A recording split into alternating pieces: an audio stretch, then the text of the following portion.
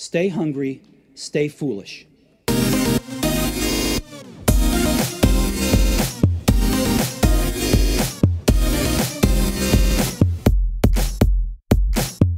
So now on the Innovation Show, it gives me great pleasure to welcome John Warrillow. John is founder of 5 companies and the best-selling author of Built to Sell and The Automatic Customer.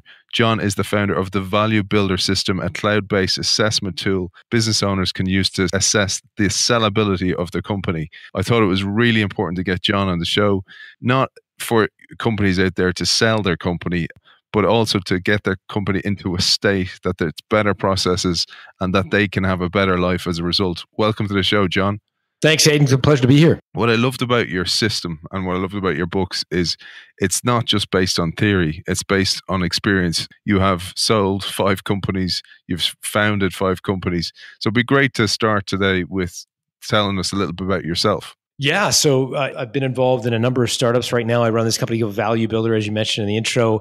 Prior to that, I had a quantitative market research business that was acquired in 2008. It's now part of Gartner Group, a large Fortune 500 company based in the United States. So that's me in a nutshell. So we're going to talk about Built to Sell today. You tell the story through a fictional character, which is Alex Stapleton, and a mentor, an old friend that he has, which is Ted Gordon. It'd be great to get a bit of context for our audience. Yeah, so it's I think a story that a lot of entrepreneurs see themselves in, or I hope they do, I should say. You know, Alex is a successful business owner. It's a hypothetical business that generates about $1.5 million in revenue. He makes about 150 grand a year in profit. He's got a nice car, he's got a nice life, but it's really stressful because he has a project-based firm where he's always chasing the next project. He starts every month from zero. Cash flow goes in ebbs and flows.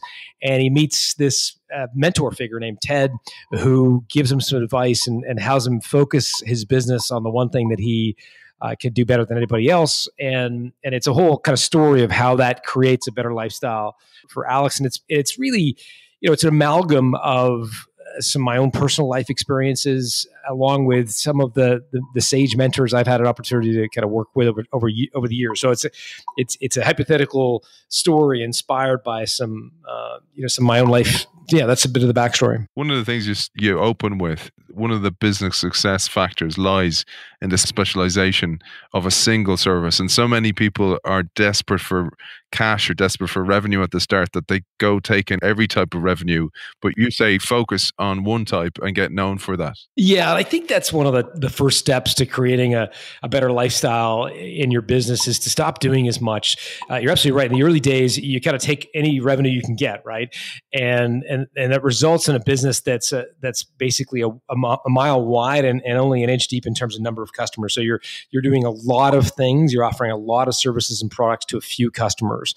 And that's the definition of an unsellable business. It's also one that can be incredibly stressful because when you're doing lots of different things, you can't train employees to deliver. So you end up having this very small business that's limited in terms of its size because you just can't hire people because you're doing so many different things. And I think that the killer app, the way you get out of that trap is to focus actually on one thing that meets what we call the trifecta of scale.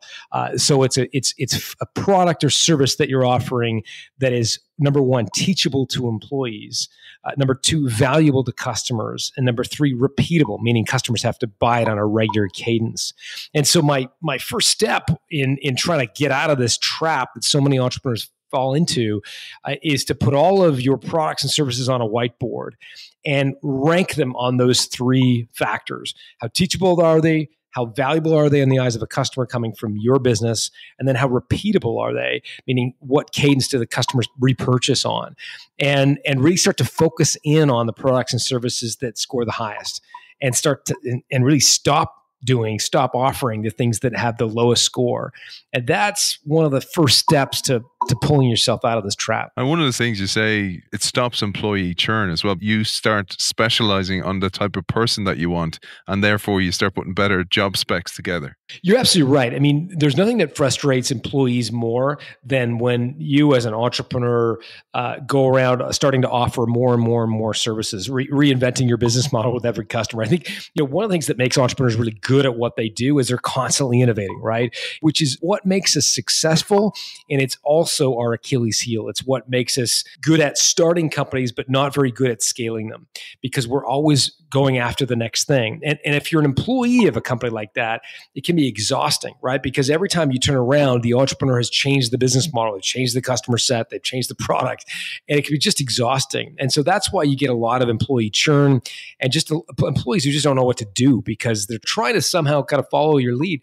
It's impossible. So again, the things that make us successful at starting businesses can also be the very same qualities that make it very difficult for us to scale. A lot of really successful companies you'll find are partnerships where there's, look at the Google guys as an example. If you look at even the story of Uber, they were partners in the beginning, right? They were working together. There were other people at the table that were acting as a bit of a sounding board tonic, an augur against the natural tendencies of most of us as entrepreneurs, which is just to continue to innovate, but not focus. You mentioned the trifecta there. So the teachable, the value to the customer, and then it's the repeatable. The teachable bit, just to hone in on this a little bit, is how teachable it is from you as the entrepreneur, as the creator, as the founder, to your staff.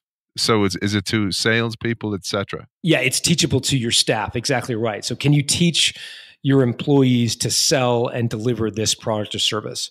So let's give you an example. So let's say you own a swimming pool installation company. You install swimming pools. You also have a store where you sell the chemicals, the chlorine and so forth. Well, fixing an overheated pump in an engine room of a swimming pool in some guy's backyard is probably a relatively complex service offering that would probably score low on teachability. Going in and measuring the water to see the chlorine levels and the pH levels in the water is a much easier task. So you could probably teach staff to go and take water samples and measure them and then add the chemicals that are needed in the swimming pool. And so for a swimming pool company owner, as an example, your service that is more teachable, valuable, repeatable is likely going to be, a service where every 2 weeks you go to a swimming pool, to a homeowner who has a swimming pool and rebalance their chemicals for them, as opposed to what is a much more difficult task like installing a swimming pool or installing a new pump for a swimming pool, which is an expertise that's much more difficult to train. Gotcha, John. And you mentioned valuable. So how valuable it is to the client. How does one assess that? For example, innovator comes up with a great idea. It's a new market product or a new product in the market. How do they judge the value it has to the customer? It might be easier to think of it in terms of the opposite of commodity. So you can think about the things that score high on value are not commoditized, right? So they're the ones where you have a unique offering in the marketplace. So like Warren Buffett, the famous investor, talks about investing in companies with a deep and wide competitive moat. In other words, they have competitive differentiation. It allows them to be able to price their product or service at a premium, and it creates this sort of virtuous cycle or domino effect. And so what you're really trying to do is figure out what product or service is the one in which you're really truly differentiated. And differentiation comes in two flavors. One is you've got some sort of IP, some sort of technology that really makes your product innovative or different than its competitors. The other option, much more common, is that you don't have the next greatest mousetrap, but you differentiate based on marketing. You try to make the customer perceive that there's some difference in what you're offering. Good example. I mean, if you just think about Coca-Cola, you'd be hard pressed to say that Coca-Cola has developed a unique product that is totally different than all the other colas on the marketplace. What they've done is a really great job of, I think, differentiating the product over 100 years so that it truly makes it look like it's more different. So what you need to do is find something where you're a category of one. You're like the only provider, but you're trying to create your own category so that nobody else can say you're in the same category. One of the secrets there is to define your industry. So one of the mistakes we make is talk about being in a similar industry. So we might say, I'm in the market research industry, or I'm an architect, or I'm a business broker.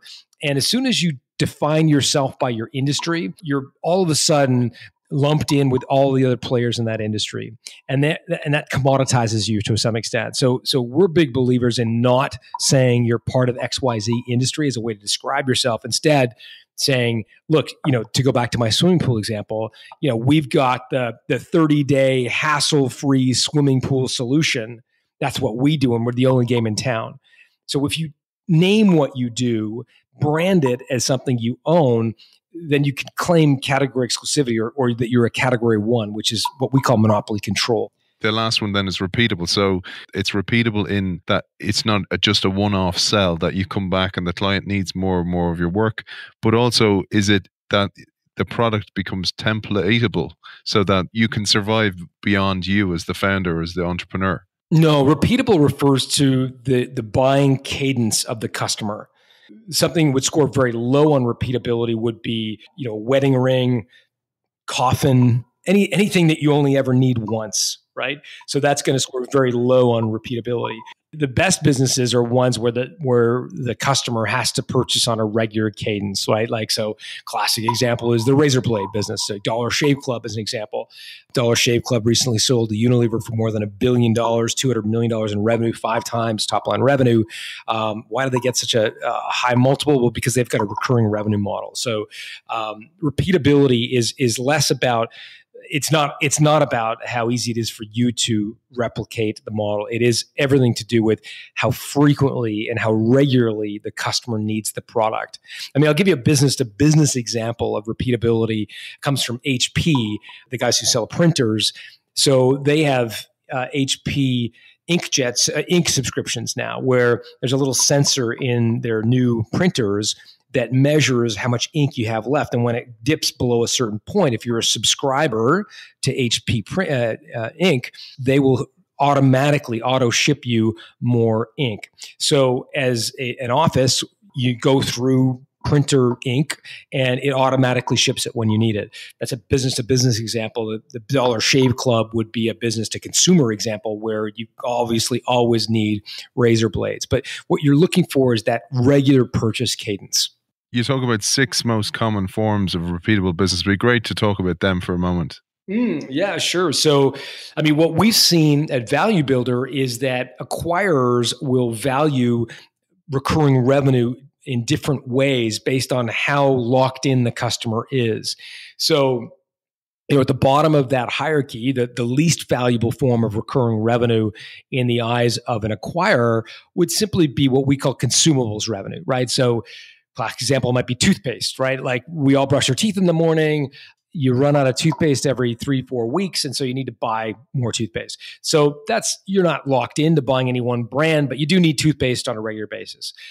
One up from that would be sunk money consumables, where a customer makes an investment in a platform, right? So to go back to Dollar Shave Club, one of the reasons Gillette was susceptible to competition from Dollar Shave Club is because they kept changing the handle on their razors, right? So every time you go down to Walgreens to buy new razor blades, Gillette had gone and changed the razor handle. And so you had to buy a whole new razor. And it just pissed off so many customers that Dollar Shave Club had an opening that I believe would never have been there had they not kept changing the handle. But anyways, once you make an investment in a platform like HP, the printer example, once you invest in a piece of hardware, it makes you more likely to buy the compatible parts. And so in a sunk money consumables model, you've sunk money into a system, and then that makes you stickier.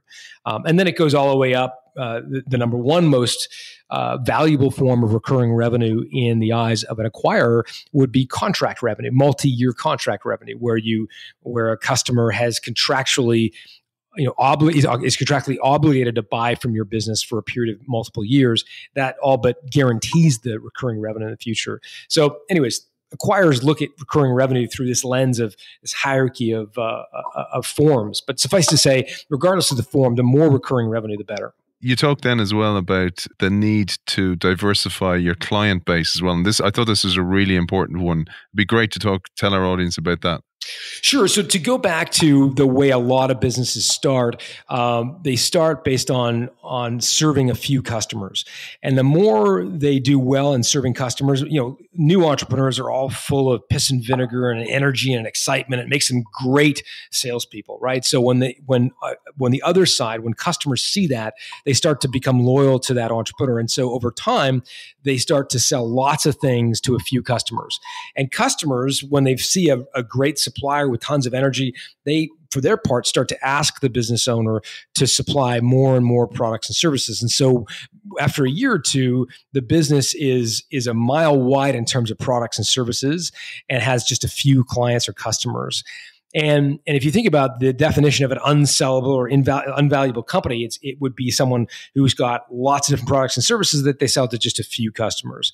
In part because acquirers, when they look at a business, when they see that your revenue is dependent on just a few clients or customers, they're going to walk. They're going to say this business is way too dependent. It's too susceptible to any one of those customers leaving. And so the more valuable companies do the exact opposite. They winnow down, using teachable, valuable, repeatable, TVR. They winnow down the number of services or products they offer, and they go out and find more people to offer that. They're focused on finding more customers. I'll give you an example. Stephanie Breedlove ran a company called Breedlove and Associates. What they did was payroll for nannies. So payroll services where you pay employees, usually likes of ADP and the large payroll providers, Paychex, for example, will focus on larger clients. So they're looking to land General Motors or SAP or Ford or whatever. And what Breedlove realized, there was this little niche available to help parents who want to pay their nanny legitimately by offering a payroll service. And so it was a sleepy little corner of the market. She built it to about $300,000 in annual sales, her and one employee. And she reached a fork in the road where she had to figure out what to do next. She could do what everybody was telling her to do, which was to cross-sell, right? Like every business pundit on the planet says it's 8 times faster and easier to sell more stuff to your existing customers. And so what she could have done was say, okay, I've got customers who are busy parents that have a child. So what else do busy parents need? Well, they need snow removal services if they live in the Northeast, if they need lawn care in the summertime, et cetera. Or she could do the much harder thing, which takes incredible discipline. She could go find more parents who have kids that need to get, or who have more parents who have a nanny, and focus on the one thing that she did better than anybody else, which is payroll for nannies, and take the much harder road or path and just focus on payroll for nannies and go out and find more people that had nannies to pay. Well, long story short, she chose the latter route, not to cross-sell, but to go find more people to stick with one product or service and just to go find more people to sell it to. She ended up selling her business, and I'm going by memory. It was at the time of the acquisition, Stephanie was doing, I think, about $9 million in revenue, top line revenue. She sold it for $45 million, which is, if you know anything about business valuation, just an astronomical, off the charts, ridiculous, unbelievable multiple, 5 times top line revenue. We're used to, in the valuation game, talking about multiples of EBITDA, multiples of profit. She's getting 5 times top line revenue. And again, one of the lessons here is the discipline it takes to sell one thing. And so if I can leave you with one sort of idea, most companies start out with selling lots of things to a few people. And what the most valuable companies is exactly the opposite. They're selling a few things to lots of people. And there's another thing you talk about, John, which is you talk about getting trapped by one customer, but also the owner or the entrepreneur, you, for example, getting trapped as the only person people want to deal with. Yeah, I mean, it's a classic, right? So if the business is too dependent on the owner, then generally it falls into what we call the owner's trap, where there are no more hours in the day that the business can work. And so it'll happen at $800,000 in revenue or $2 million in revenue. But eventually what happens is the business stalls. And it stalls because it's too dependent on the owner, and they simply can't work any more hours. And so one of the telltale signs you're in the owner's trap is that your revenue has flatlined. It's just plateaued. Despite a great economy, despite low interest rates, you just can't grow top line revenue. And that's often a telltale sign that you've slipped into the owner's trap. And again, the way out of that trap is to TVR your business, teachable, valuable, repeatable. Stop selling something that is causing you to get sucked into the delivery or the sales of whatever it is you do. And you say then business owners experience a much better lifestyle as a result of this standardization. Well, absolutely right. I mean, again, if the goal is how do I get this thing to run without me, as the ultimate goal. Once you do that, we call it an options strategy, not an options strategy, but an options plural. Once you've got a business that does not rely on you personally, you've got the ultimate poker hand, right? So you could continue to run the business, cherry pick the fun projects that you want to dig into, but not really get marred in the minutia and the details of running it. A. B, you could do a minority recapitalization of the company where you sell a little chunk of the business to a private equity group. You could sell it outright.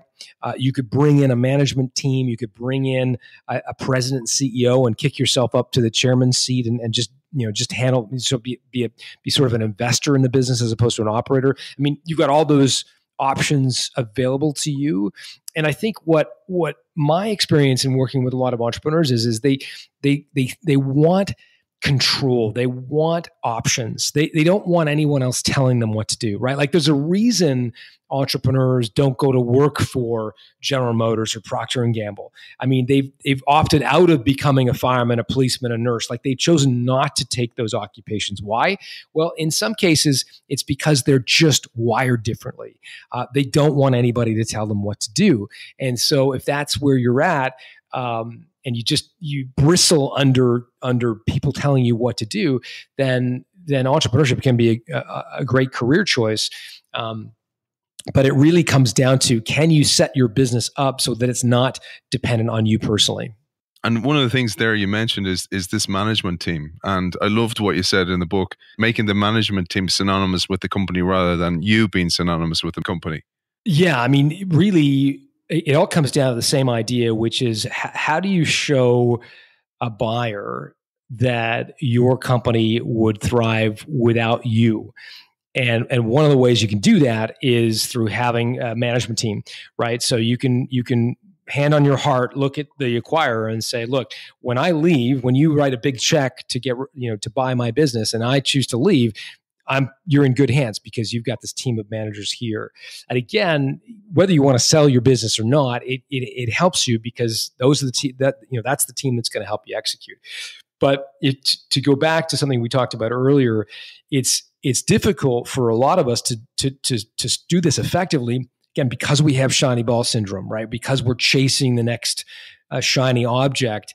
And professional managers don't like that, right? Professional managers would much prefer to have a strategy, a single product or service, and really execute against that rather than change the business model based on what side of the bed the entrepreneur woke up on. You say about long-term incentives. So I love this because this is something a lot of entrepreneurs don't know. How do I incentivize this team to first come to join me, but then to stay with me for a longer period of time so that I can get to an option to sell the company?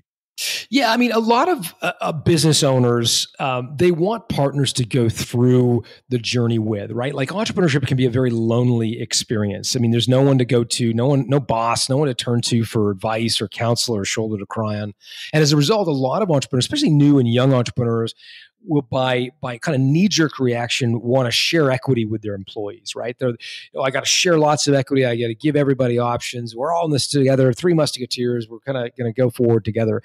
And I think that's a mistake in many businesses, and primarily, there's a very small number of businesses that are really structured to have liquidity events in a traditional way. So a very small number of businesses are going to go public or have these fantastic exits.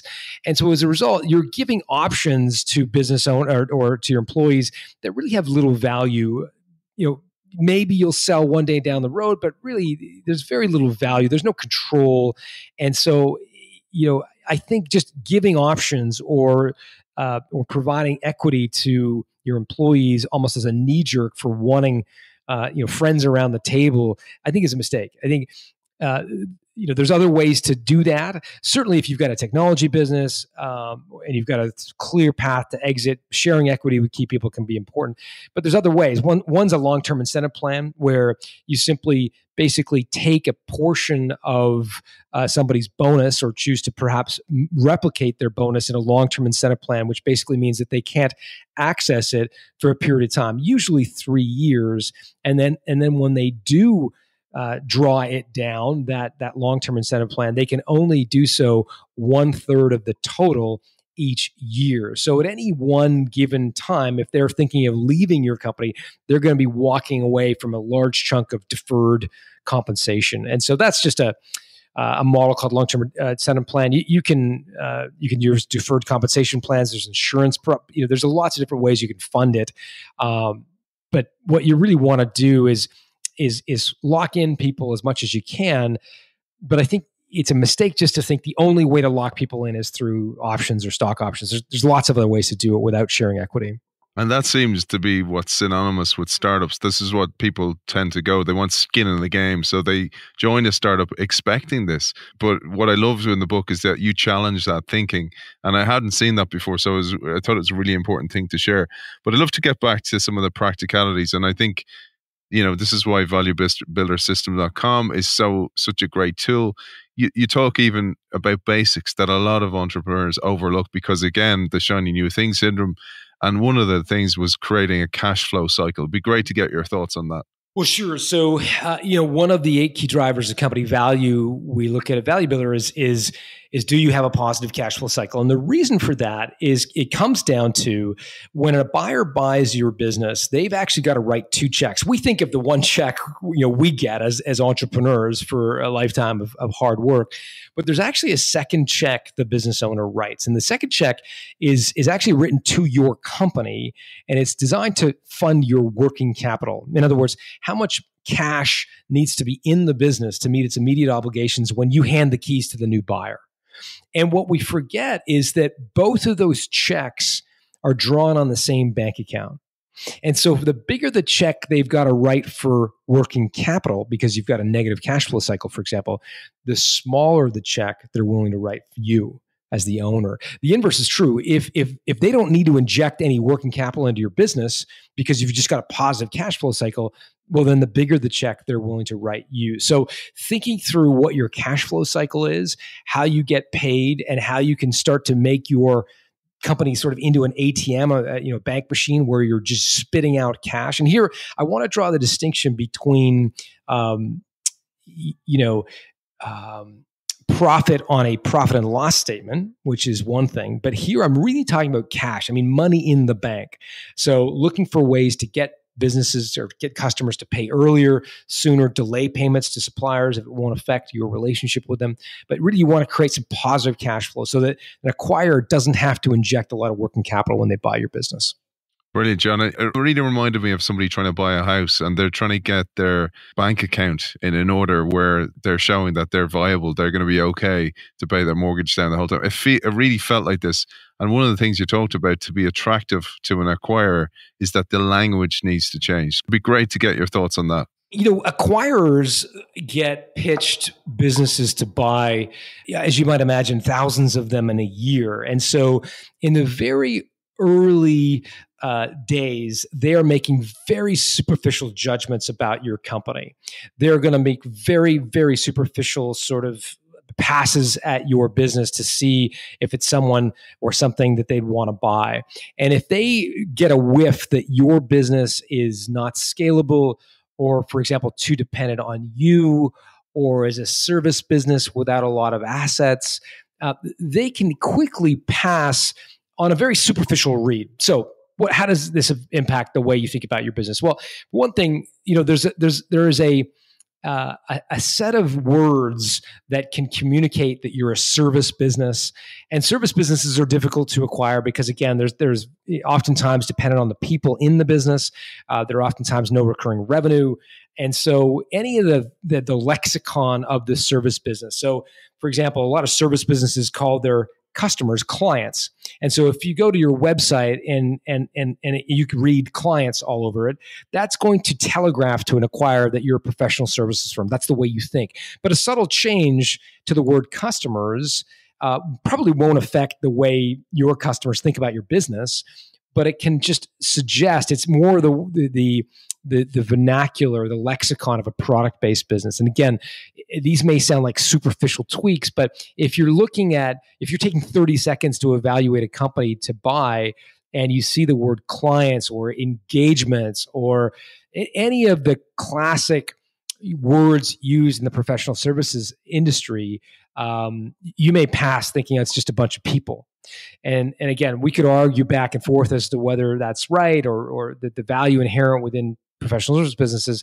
It's somewhat moot. If the buyer walks because they view you as a service business, then you lose. So I would scrub my external communication for anything that reeks of a service business, because again, that's playing with one hand tied behind your back. This segues nicely with your sales team. So you say after a certain period of time, after a certain stage of growth, you won't need the operations team or for example, if you're building software, you won't need that team in its entirety anymore. And you say you should actually move to hiring some salespeople. But what I loved here is that you say hire 2 salespeople and for them to sell not services, but be selling products. Yeah.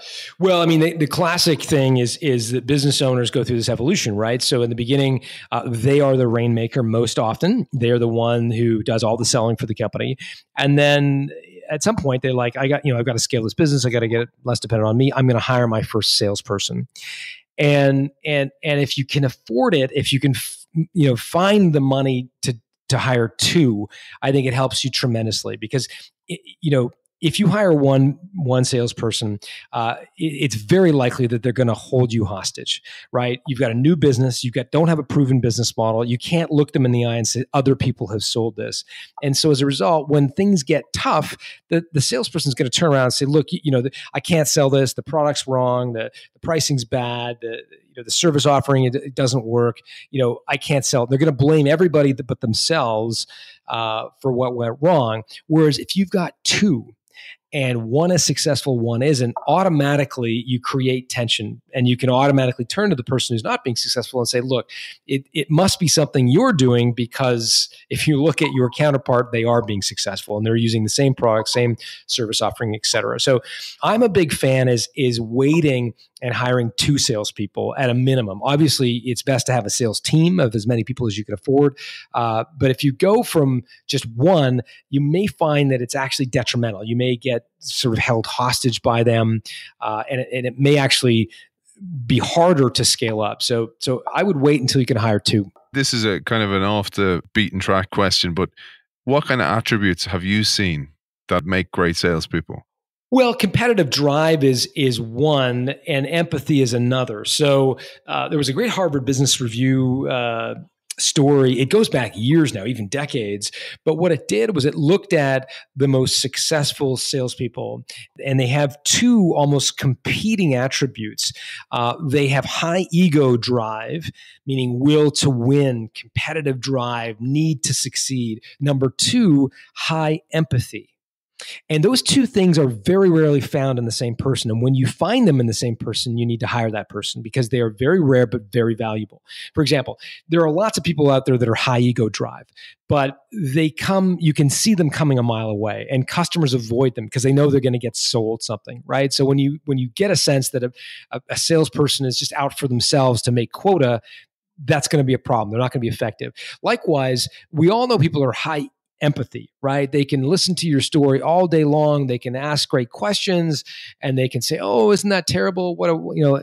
And they'll spend hours talking to you, but they don't have the ego drive to actually push down their empathy need or empathy offer and actually close a sale.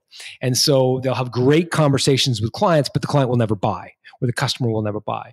And so what you need is someone with enough ego drive to overcome the empathy when the empathy starts overwhelming the conversation. So it's a rare combination, but I found that when you find people with both, they can be quite valuable. Brilliant advice, John. And one of the things coming back to this is when you do specialize in a revenue stream, or like you said, with the nanny payment system, and maybe you did have a number of services beforehand or a number of products beforehand, that you will see a dry up in your revenue. And how do you manage that? Because I'm sure so many entrepreneurs and CEOs are going to be cash strapped. And when they see that drying up, they start to panic. And it makes sense, right? In the early days, you don't have a lot of cash. You're basically taking whatever revenue you can get, and it's the worst trap to fall into. So a couple of things you can do. Number one, try charging up front. In our business, my last company, we were a research company. We used to be in a client service model where there were project-based revenue, where we do a project, we'd send an invoice at the end. It's a typical service company. And we made a switch to being a subscription-based company where we would supply research on a syndicated basis. And we charged about $40,000 for a subscription to this very specialized set of research. Now, what we did was charged up front. So on our profit and loss statement, you would see 12 installations, if you want, one monthly installation for each of $40,000 over a year. So we take $40,000 that we sold the subscription for and divide it by 12. So each month we took in about $3,500-$3,800 of revenue.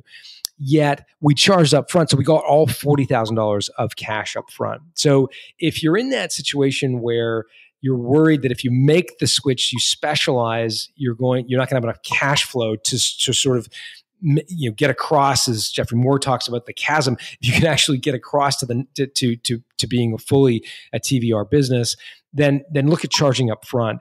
The other thing you can do is form a partnership with someone who does want that crappy service or product that you're trying to get out of.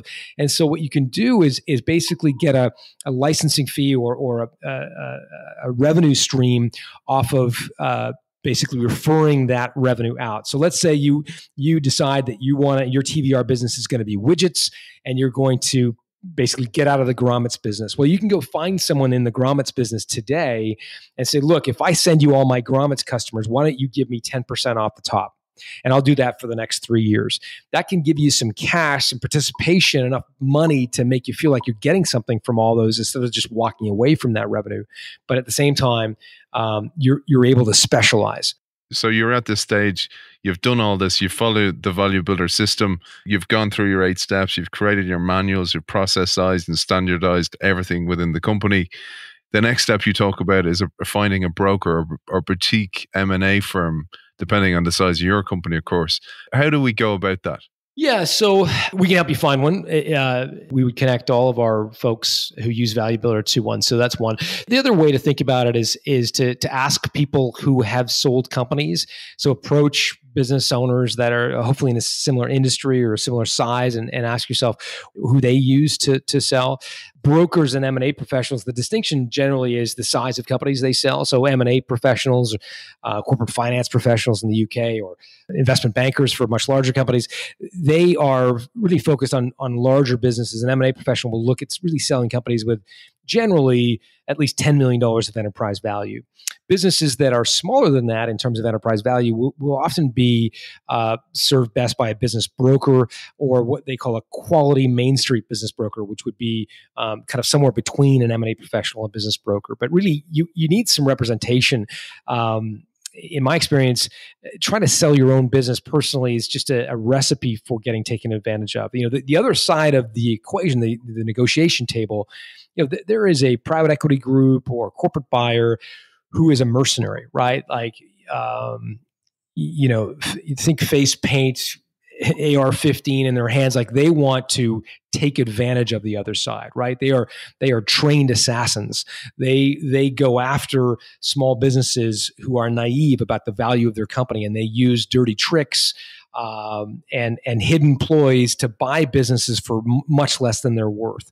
And so if on the other side you've got a mercenary, you can't, to use an old expression, bring a knife to a gunfight. You need to be lawyered up, brokered up, and be defended. And so I believe you need to have somebody running point for you to protect you against these people. So yeah, I would definitely recommend hiring an intermediary. And you give some brilliant advice in Build to Sell and on Value Builder. And you talk about beware of a broker, for example, who has a buyer in mind already. What other triggers should we be looking for? Yeah, I mean, that's a classic trap that you want to avoid. Basically, when an M&A professional or business broker, they'll make money on both the buy side and the sell side. So buy side means when they're buying companies on behalf of another company. So for example, Google would have a whole group of buy-side corporate development people who are going out and buying companies on behalf of Google. Amazon would be the same. Any big company would have buy-side M&A professionals. So oftentimes they'd be in-house. Sell-side is people who sell companies for a living, right? And in some cases, a broker will do both. And what you want to avoid is a situation where a broker or an M&A professional has a buy-side mandate, meaning they've been hired to go out and buy companies just like yours.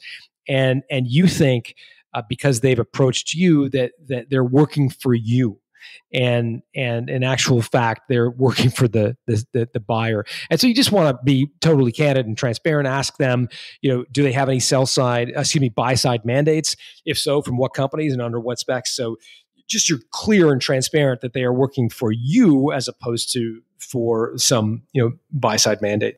One of the brilliant ones I thought was, you raised the question of, when do you tell the management team? When do you bring them into the idea that you might be selling the business, or you may be thinking of selling some equity, et cetera, et cetera? Yeah, I mean, the temptation again for a lot of business owners is to tell them early, because otherwise it feels like you're a cheating spouse, right? You've got this giant secret you're walking around the office with, or the factory plant, or the floor. These are people that have brought you to the dance. They're very loyal to you, and you feel loyal to them, and so kind of walking around with this giant secret, like you're thinking of selling, or you've gotten a letter of intent from a buyer, it feels very duplicitous and very difficult. The challenge, however, is if you start telling employees, it can be very disruptive, right? So employees can leave, they can become paralyzed with fear that their job is going to be gotten rid of. And unfortunately, it's actually not fair to employees. If you look at some of the statistics, it's actually a very small number of companies that sell even after they've received an expression of interest. The sale process, you get some sort of expression of interest from a buyer. You might then go through a series of management meetings. You might then get a non-binding letter of intent. You might then go through a whole period of 30, 60, 90 days of due diligence. And then there'd be a closing period where they actually, the deal gets closed. And at each milestone, there's drop off, right? So some brokers and M&A professionals will claim that the drop-off between letter of intent and closing a deal is somewhere in the neighborhood of a third to a half of all deals.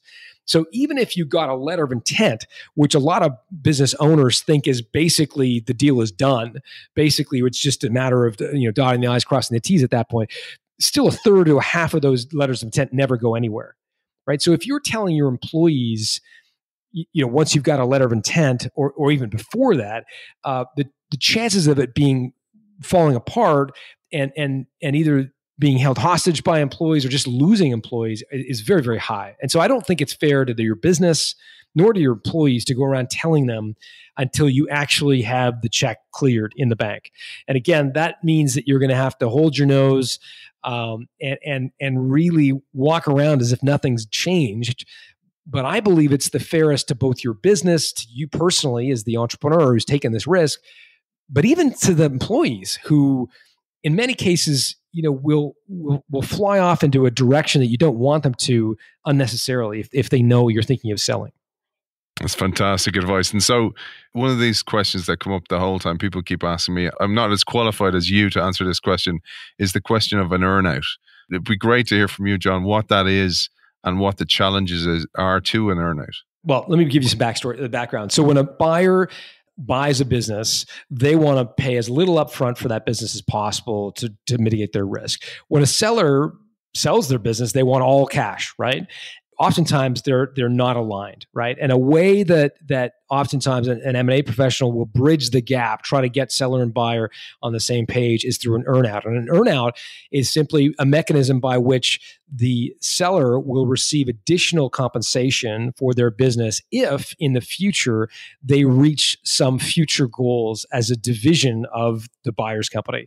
So it's an at-risk payment, meaning it's not guaranteed generally, and it's usually tied to things like EBITDA or pre-tax profit of the division of your legacy company as a division of a bigger company. It could be tied to revenue, retention of a specific client, for example. All these things are different ways that earnouts are structured.